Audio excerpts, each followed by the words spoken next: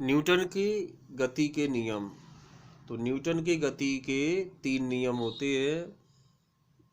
तो गति विषयक प्रथम नियम को पढ़ते हैं। गति विषयक प्रथम नियम के अनुसार यदि कोई वस्तु स्थिर अवस्था में या एक समान गति की अवस्था में है तो वह उसी अवस्था में बनी रहेगी जब तक कि बाह्य बल आरोपित ना किया जाए। इस नियम को जड़त्व का नियम भी कहते हैं।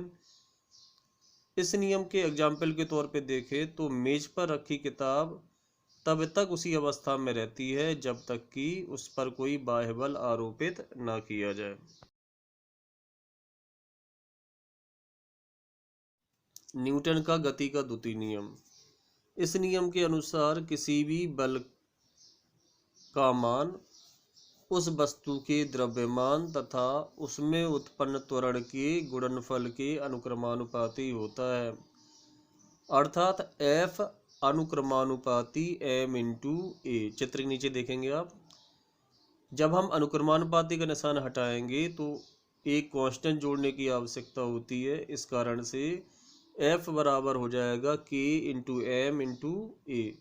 यहाँ पर K एक स्थिरांक है। नीचे एकांक बल एकांक द्रव्यमान की वस्तु में एकांक त्वरण उत्पन्न कर सके तो ऐसी कंडीशन में m बराबर 1 किलोग्राम ले लेंगे, a बराबर 1 मीटर पर सेकंड स्क्वायर। तो उस वस्तु पर लगाया गया बल भी 1 न्यूटन का होगा। इन सभी मानों को समीकरण में रख देंगे जिससे k का मान 1 के बराबर आ जाएगा। k का मान समीकरण में रखेंगे तो F बराबर m इंटू ए आ जाएगा, अर्थात बल बराबर द्रव्यमान गुणा त्वरण हो जाएगा, जिसको हम न्यूटन की गति का द्वितीय नियम कहते हैं। अब बात करते हैं द्वितीय नियम के एग्जाम्पल की। तो बंदूक से निकली गोली शरीर में प्रवेश कर जाती है। इसका कारण क्या है?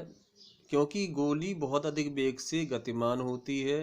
जब वो शरीर के किसी भाग पर लगती है तो उसका वेग अल्प समय में शून्य हो जाता है, जिसके परिणाम स्वरूप वह शरीर में प्रवेश कर जाती है। अब बात करते हैं क्रिकेट की। गेंद पकड़ते समय खिलाड़ी अपने हाथ को पीछे खींच लेता है। यदि खिलाड़ी क्रिकेट की बॉल को कैच करते समय हाथ पीछे खींच लेता है तो गेंद का वेग कम हो जाता है, जिससे व्यक्ति के हाथ में चोट लगने की संभावना कम से कम होती है और वो आसानी से कैच ले सकता है। अब बात करते हैं न्यूटन के गति विषयक तृतीय नियम की।